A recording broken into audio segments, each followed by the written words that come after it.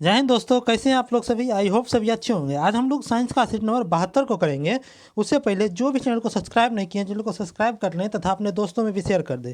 और इसका पीडीएफ हमारे Telegram channel knowledge world PDF पर अपलोड कर दिया गया और टेलीग्राम चैनल का लिंक इस वीडियो की डिस्क्रिप्शन में तथा कॉमेंट बॉक्स में पिन कर दिया गया है। और जो भी पिछला वीडियो नहीं देखे हैं, चैनल की प्लेलिस्ट में जाकर के पिछला वीडियो को देख लें।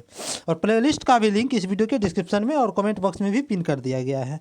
चलिए आज के पहला प्रश्न को देखते हैं। पहला प्रश्न है कि जल और अन्य पदार्थों से रंगीन अशुद्धियाँ और बुरी गंधों को अब अधिशोषित करने के लिए कार्बन के निम्नलिखित में से किस अपरूप का प्रयोग किया जाता है। यानी कहा क्या रहा है कि जल है और अन्य पदार्थ जिसमें कि रंगीन अशुद्धि होगा, ठीक, और बुरी गंध होगा, ठीक ना, इसको जो है ना हमको शुद्ध करना है, यानी अधिशोषित करना है। तो इसमें किसका प्रयोग किया जाता है? देखिए इसमें जो है चारकोल का प्रयोग किया जाता है, ठीक ना। तो इसका उत्तर क्या हो जाएगा? ऑप्शन नंबर बी हो जाएगा। देखिए चारकोल किसे कहते हैं कि लकड़ी वाला जो कोयला होता है ना, उसे ही हम चारकोल कहते हैं, ठीक ना। चलिए अगला प्रश्न है कि डैश में प्रत्येक कार्बन परमाणु एक ही तल में 3 अन्य कार्बन परमाणुओं से बंधे होते हैं, जो कि षटकोणीय समूह रचना प्रदान करती है। अब देखिए कार्बन का जो है ना अपरूप होता है। देखिए पहला अपरूप है आपको हीरा, ठीक। हीरा जो है आपको डायमंड, हीरा जो है, हीरा का क्या होता है संरचना? हीरा का संरचना होता है आपको चतुष्फलकीय होता है, ठीक। चतुष्फलकीय, हीरा चतुष्फलकीय हो गया। दूसरा है आपको ग्रेफाइट, ग्रेफाइट। और तीसरा है फुलरीन, ठीक। तीसरा क्या है? फुलरीन हो गया, ठीक। अब देखिए हीरा का हो गया आपको संरचना कैसा? चतुष्फलकीय हो गया। ग्रेफाइट का होता है आपको षष्ठ कोणीय होता है, ठीक। ग्रेफाइट का क्या होता है? तो षष्ठ कोणीय, ठीक। और फुलरीन, फुलरीन का आकार होता है आपको फुटबॉल के जैसा, ठीक। फुटबॉल को ही क्या कहा जाता है? तो जियोडेसिक कहा जाता है। तो जियोडेसिक, ठीक। फुटबॉल को ही जियोडेसिक कहा जाता है, ठीक। और देखिए डायमंड जो है, ये जो है इसका यूज होता है आपको शीशा काटने में, ठीक ना। शीशा को काटा जाता है किसके द्वारा? तो डायमंड के द्वारा।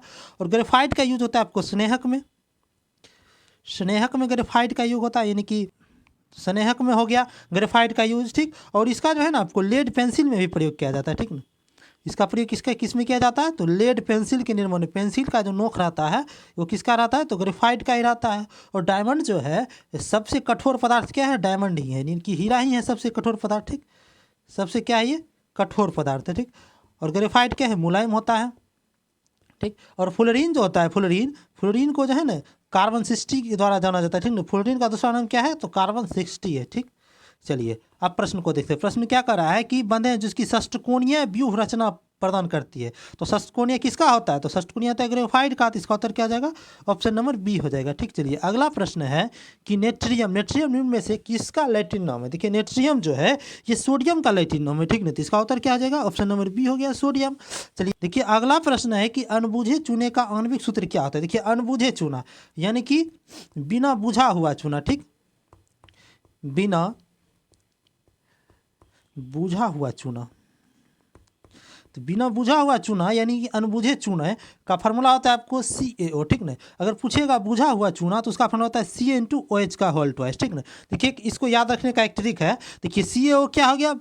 अनबुझा चूना यानी कि बिना बुझा हुआ चूना। और जब इसको हम बुझाएंगे तो उसमें क्या डालेंगे? पानी डालेंगे, ठीक। तो पानी डालेंगे तो पानी में क्या क्या रहता है? देखिए हाइड्रोजन रहता है और ऑक्सीजन रहता है। देखिए इसमें हाइड्रोजन ऑक्सीजन नहीं है, ये क्या हो गया? बिना बुझा हुआ चूना हो गया। और Ca*OH का होल्ट देखिए हाइड्रोजन भी है और ऑक्सीजन भी है, तो ये क्या हो गया? बुझा हुआ चूना हो गया, ठीक ना। एक याद रखने का एक ट्रिक है, ठीक। चलिए अगला प्रश्न है। देखिए अगला प्रश्न है कि निम्नलिखित में से ट्रांस फैट के स्रोत की पहचान कीजिए, ठीक। ट्रांस फैट का स्रोत इस समय से कौन है? ठीक, सबसे पहले समझिए कि ट्रांस फैट होता क्या। देखिए व्हाट इज ट्रांस फैट, ठीक। देखिए ट्रांस फैट क्या है कि ये ट्रांस फैट या इसे हम कहते हैं ट्रांस फैटी एसिड, जिसे कहा जाता है आपको TFA है। यह एक प्रकार का क्या? असंतृप्त वसा है। ट्रांस फैट क्या है? एक प्रकार का असंतृप्त वसा है, जो कि मानव शरीर के क्या है कि ये हानिकारक है, मानव शरीर के लिए हानिकारक होता है। इस प्रकार ये हमारे आहार में कृत्रिम जो है ना TFA का या प्राकृतिक TFA का भी रूप में मौजूद हो सकता है, ठीक ना। और ट्रांस फैट या ट्रांस फैटी एसिड को जो है ना व्यापक रूप से उपयोग करने के लिए सबसे खराब प्रकार का वसा माना जाता है। ये जो किस प्रकार का वसा है? तो ये खराब प्रकार का वसा है। या देखिए क्या करता है कि मानव रक्त में जो है ना अच्छे कोलेस्ट्रॉल के स्तर को कम करते हुए खराब कोलेस्ट्रॉल को बढ़ाते हैं। क्या होता है? ये अच्छे कोलेस्ट्रॉल को क्या होता है? कम कर देता है, और खराब कोलेस्ट्रॉल को क्या होता है? बढ़ा देता है, ठीक ना। अब देखिए ट्रांस फैट का क्या कौन कौन सा स्रोत? देखिए पेस्ट्री और केक भी है, ट्रांस फैट का ही है। तेल एवं सेके हुए खाद्य पदार्थ ये भी है। उसके बाद अधिक नमक युक्त खाद्य पदार्थ, ये भी क्या है, ट्रांस फैट का ही स्रोत है, ठीक ना। इसका मतलब क्या है कि इसका उत्तर क्या है, ऑप्शन नंबर डी हो गया, ये सभी हो गया, ठीक। चलिए अगला प्रश्न है कि ट्रांस फैट का अत्यधिक सेवन मानव शरीर को किस प्रकार से प्रभावित करता है, ठीक है। अभी तुरंत देखे थे कि ट्रांस फैट का अधिक सेवन हो जाता है तो क्या होता है कि मानव रक्त में क्या होता है कि अच्छे कोलेस्ट्रॉल का स्तर को कम करते हुए ये खराब कोलेस्ट्रॉल को बढ़ा देता है, ठीक है। तो अच्छे कोलेस्ट्रॉल यानी कि गुड कोलेस्ट्रॉल स्तर को कम ही कर देता है और यह बैड कोलेस्ट्रॉल को क्या करता है, वृद्धि कर देता है। तो इसका मतलब क्या है, ए और बी दोनों सही है, तो जो कि ऑप्शन नंबर डी में दिया हुआ है, ठीक। चलिए अगला प्रश्न है कि निम्नलिखित में से कौन सा रासायनिक समीकरण संतुलित है, यानी कि संतुलित रासायनिक समीकरण इसमें से कौन है, यानी कि जिधर LHS में जितना परमाणु होगा उतना ही RHS में परमाणु होना चाहिए। तो क्या हुआ, ये क्या हो गया, आपको संतुलित हो गया, ठीक। आप देखिए ऑप्शन ए देखते हैं, ऑप्शन ए है क्या है कि H2 इधर हाइड्रोजन दूंगा, इधर हाइड्रोजन दूंगे, ठीक है, यहाँ तक तो सही है। यहाँ ऑक्सीजन दूंगा, यहाँ ऑक्सीजन एक होगा, क्या हुआ, ये नहीं हुआ संतुलित, ये हो गया गलत। देखिए दूसरा बी नंबर ऑप्शन है कि यहाँ Na1 यहाँ Na1, चलिए ठीक है। यहाँ हाइड्रोजन 2 गो, तो यहाँ हाइड्रोजन 2 एक 3 गो हो गया, ठीक है, यहाँ गड़बड़ गया, ये भी गड़बड़ा गया, तो कट गया। चलिए ऑप्शन सी है कि Mg देखिए यहाँ एक, यहाँ भी Mg एक, ठीक। यहाँ ऑक्सीजन 2 गो, यहाँ ऑक्सीजन एक गो है, क्या हुआ, ये भी कट गया, ये भी संतुलित नहीं है। अब देखिए 2Mg यानी 2 Mg है, यहाँ भी 2 Mg, ठीक है। 2 O2 यहाँ भी 2 O2, क्योंकि देखिए 2 आगे लगा हुआ है तो 2 O2, इसका मतलब क्या होगा, ऑप्शन नंबर डी क्या है, संतुलित रासायनिक समीकरण, ठीक ना। तो इसका उत्तर क्या आ जाएगा, ऑप्शन नंबर डी हो जाएगा, 2Mg plus O2 is equal to के 2MgO हो गया, ठीक। चलिए अगला प्रश्न है कि सूची 1 को सूची 2 से सुमेलित कीजिए तथा सूचियों को नीचे दिए गए कूट का प्रयोग करते हुए सही उत्तर का चयन कीजिए। चलिए मिलाते हैं। देखिए लोहा किसमें पाया जाता है, तो लोहा देखिए हीमोग्लोबिन में पाया जाता है, ठीक। क्या हो गया, A का 3 हो गया। देखिए A का 3 किस में दिया, देखिए एक ही मात्र ऑप्शन डी है जिसमें कि A का 3 है। देखिए और सबको मिला लेते हैं, यानी बी यानी शीशा क्या हो जाएगा, शीशा संचायक क्या होता है इसका प्रयोग, तो संचायक बैटरी में इसका यूज होता है, ठीक ना। चांदी का देखिए फोटोग्राफी में प्रयोग होता है चांदी का, ठीक। और देखिए तांबा जो है तड़ित चालक में प्रयोग होता है, ठीक। इसका मतलब क्या हुआ, इसका उत्तर क्या गया, ऑप्शन नंबर डी हो गया, ठीक। चलिए अगला प्रश्न है कि रबर के टायर व सड़क मार्ग के बीच का घर्षण गुणांक कितना है, 0.25 है तथा 20 मीटर त्रिज्या के वक्र पर बिना पलटे कार चलाए जा सकने की अधिकतम चाल। देखिए अधिकतम चाल जो होता है वक्र पथ पर, उसका आपको फॉर्मूला होता है V बराबर √μ RG, ठीक नहीं। यहाँ म्यू क्या है, तो म्यू है यहाँ पर घर्षण गुणांक और R त्रिज्या हो गया, जी हो गया आपको गुरुत्वीय त्वरण, ठीक। यहाँ देखिए क्या घर्षण गुणांक कितना, म्यू दे दिया आपको 0.25 और 20 मीटर त्रिज्या दे दिया 20 मीटर पलटे बिना, और जी का मान 9.8 मीटर पर सेकेंड स्क्वायर दे दिया। आप देखिए इसको मान रखते हैं, देखिए V बराबर क्या हो जाएगा, √μ RG, ठीक ना, √μ की जगह क्या रखेंगे 0.25, ठीक है। चलिए इंटू R यानी त्रिज्या कितना दिया हुआ है, तो 20 मीटर, तो 20 और जी का मान कितना रखेंगे 9.8 बोल दिया है क्वेश्चन में ही रखने के लिए। चलिए इसको आप सॉल्व करते हैं, तो 0.25 ना है घर्षण गुणांक, ठीक है 25, ठीक। देखिए इसको दशमलव उड़ाएंगे तो यहाँ नीचे में 100, इसका दशमलव कराएंगे तो इसके लिए भी 10 एक नीचे में आ जाएगा। देखिए 20 25 100 काटेंगे तो 5 से 5 25, पुनः ये 5 दूनी 10, 2 से देखिए 2 चौका 8 और 2 9 18 यानी कि 49, √49 आ गया, ठीक है। तो √49 का वर्गमूल जब बाहर निकालेंगे जैसे तो क्या होगा 7 आ जाएगा, क्या हो गया इसका उत्तर, अधिकतम चाल क्या हो जाएगा इसका 7 मीटर प्रति सेकेंड हो जाएगा। 7 मीटर प्रति सेकेंड से चलेगा वो वक्र पथ पर तो नहीं पलटेगा, ठीक ना। तो इसका उत्तर क्या हो गया, ऑप्शन नंबर बी हो गया, 7 मीटर प्रति सेकेंड, ठीक। चलिए अगला प्रश्न है कि जी का मान क्या होता है। देखिए जी का मान का जितना भी प्रश्न आता है सारा को आज हम क्लियर कर लेते हैं, ठीक ना। देखिए जी का मान क्या होता है कि पृथ्वी की सतह जो है, देखिए पृथ्वी ये है, ठीक। पृथ्वी की सतह से जब हम ऊंचाई पर जाएंगे, ऊपर जाएंगे पृथ्वी की सतह पर, तो गुरुत्वीय त्वरण का मान क्या होगा, घट जाएगा, ठीक है। अब देखिए पृथ्वी सतह ये है, यहाँ से हम नीचे जब गहराई की ओर जाएंगे तो क्या हो जाएगा, तो गुरुत्वीय त्वरण का मान क्या हो जाएगा, घटता है, ठीक है। ऊपर भी जाएंगे तो घटेगा और नीचे भी जाएंगे घटेगा, ठीक है। आप ध्यान में रखना है। अब देखिए ये क्या है आपको विषुवत रेखा, और ये देखिए यहाँ पर ध्रुव हो गया, ठीक। ये पोल हो गया, ये विषुवत रेखा। आप देखिए ध्रुव पर गुरुत्वीय त्वरण का मान विषुवत रेखा की तुलना में अधिक होता है। ध्रुव पर यहाँ पर जो होता है तो गुरुत्वीय त्वरण का मान, ये विषुवत रेखा जो है इसकी तुलना में क्या होता है, अधिक होता है। चलिए ठीक है। अब देखिए विषुवत रेखा से ध्रुव की ओर जाने पर गुरुत्वीय त्वरण का मान क्या होता है, बढ़ेगा। देखिए विषुवत रेखा कौन है, ये है, ठीक। यहाँ से जब हम ध्रुव की ओर बढ़ेंगे तो क्या होगा, गुरुत्वीय त्वरण का मान क्या हो रहा है, यहाँ पर क्या कर रहा है, तो बढ़ेगा, ठीक है ना। यानी विषुवत रेखा से ध्रुव की ओर जाने पर गुरुत्वीय त्वरण का मान क्या होगा, बढ़ेगा, चीज बढ़ रहा है। अब देखिए ध्रुव से जब हम विषुवत रेखा की ओर आएंगे तो गुरुत्वीय त्वरण का मान क्या होगा, घट जाएगा। देखिए ये ध्रुव है या ध्रुव नीचे भी है, दोनों ध्रुव ही है। तो ध्रुव से जब हम विषुवत रेखा की ओर जाएंगे तो क्या हो जाएगा, गुरुत्वीय त्वरण का मान क्या हो जाएगा, घट जाएगा, ठीक है। अब देखिए पृथ्वी की घूर्णन गति बढ़ा देने या घटा देने से ध्रुव पर गुरुत्वीय त्वरण का मान नहीं बदलता है। देखिए पृथ्वी का घूर्णन गति कितना भी बढ़ा दो या घटा दो, ये ध्रुव जो है यहाँ पर, ये दोनों ध्रुव पर, वहाँ पर गुरुत्वीय त्वरण का मान पर कोई प्रभाव नहीं पड़ता है, ठीक है। चलिए, अब पृथ्वी की घूर्णन गति बढ़ाने से विषुवत रेखा पर गुरुत्वीय त्वरण का मान क्या होता है, घटता है। देखिए ध्रुव पर कोई प्रभाव नहीं पड़ा, लेकिन जब पृथ्वी का घूर्णन गति बढ़ाएं तो विषुवत रेखा पर क्या हो गया, इसका गुरुत्वीय त्वरण का मान क्या होगा, गुरुत्वीय त्वरण का मान क्या हो जाता है, घट जाता है। ठीक ना, जब पृथ्वी घूर्णन गति को बढ़ा देंगे तो विषुवत रेखा पर क्या होगा, गुरुत्वीय त्वरण का मान क्या जाएगा, घट जाएगा। तथा 17 से भी अधिक कर देंगे तो शून्य हो जाएगा, विषुवत रेखा पर क्या जाएगा, गुरुत्वीय त्वरण का मान शून्य हो जाएगा। ठीक है, अब देखिए पृथ्वी की जो है घूर्णन गति कम करने पर गुरुत्वीय त्वरण का मान विषुवत रेखा पर बढ़ जाता है। यहाँ पर क्या किए थे, घूर्णन गति क्या थे, बढ़ाए थे, तो गुरुत्वीय त्वरण मान क्या होता है, घट गया था।